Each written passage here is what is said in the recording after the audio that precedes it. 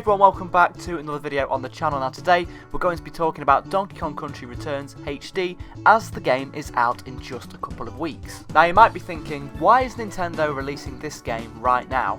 A Wii game from like what, 2010, 2011?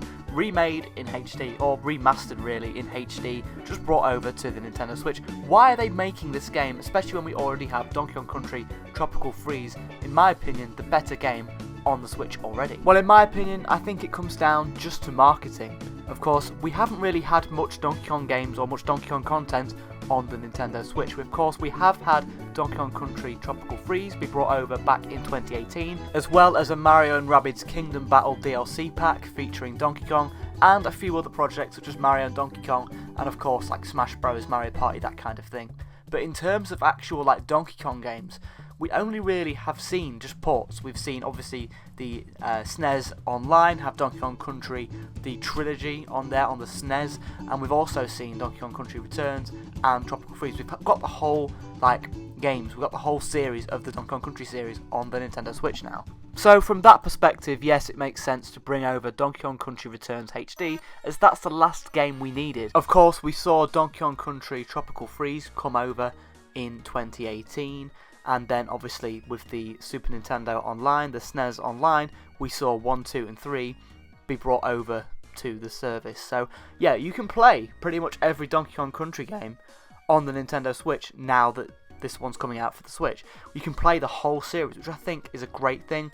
More Nintendo series need to be brought over to the Switch so you can play pretty much everything. I feel like that's a really cool feature about the Nintendo Switch that Nintendo don't really talk about enough, that like it is capable of playing every single Nintendo console, pretty much. So in terms of preserving the franchise and, you know, making it available to all the fans and making it available to people to play the full series, it makes sense to bring over Donkey Kong Country Returns HD from the Wii and bring it over to the Switch. Now, it also kind of preserves a way to play it without motion controls, which is very good. Of course, motion controls can be great, and in the original it was great for the Wii. It made sense to use motion controls, but where possible, I like to use actual like button controls.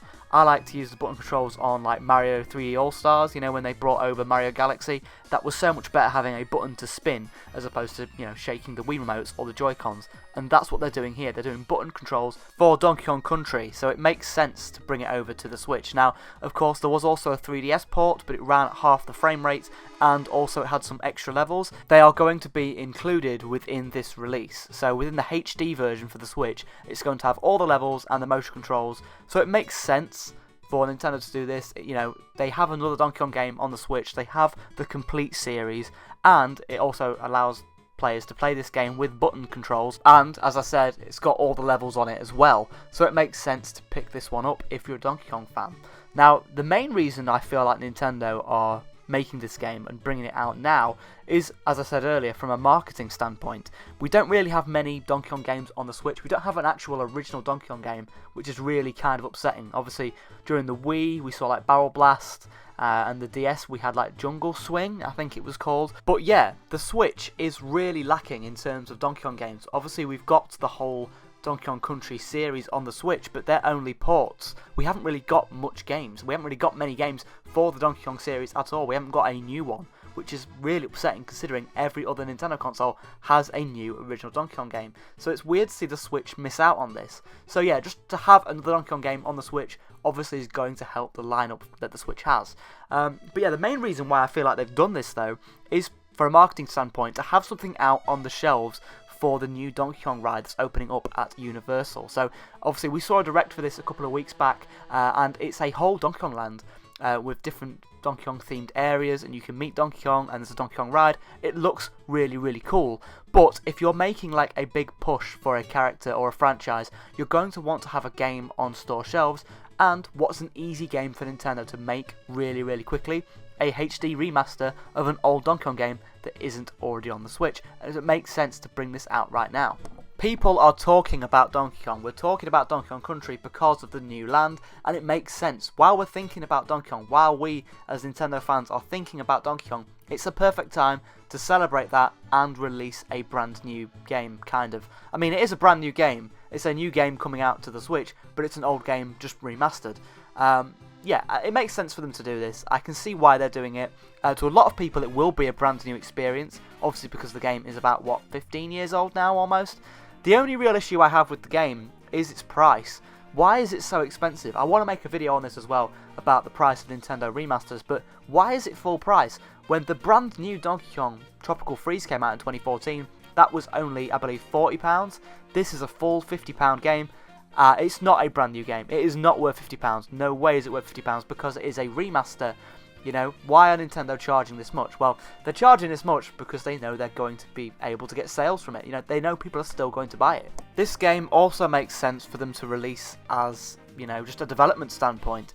Right now, all of Nintendo's efforts are working on Switch 2 titles. We know that. I mean, last year, like, in-house developed Nintendo titles, they only made one game.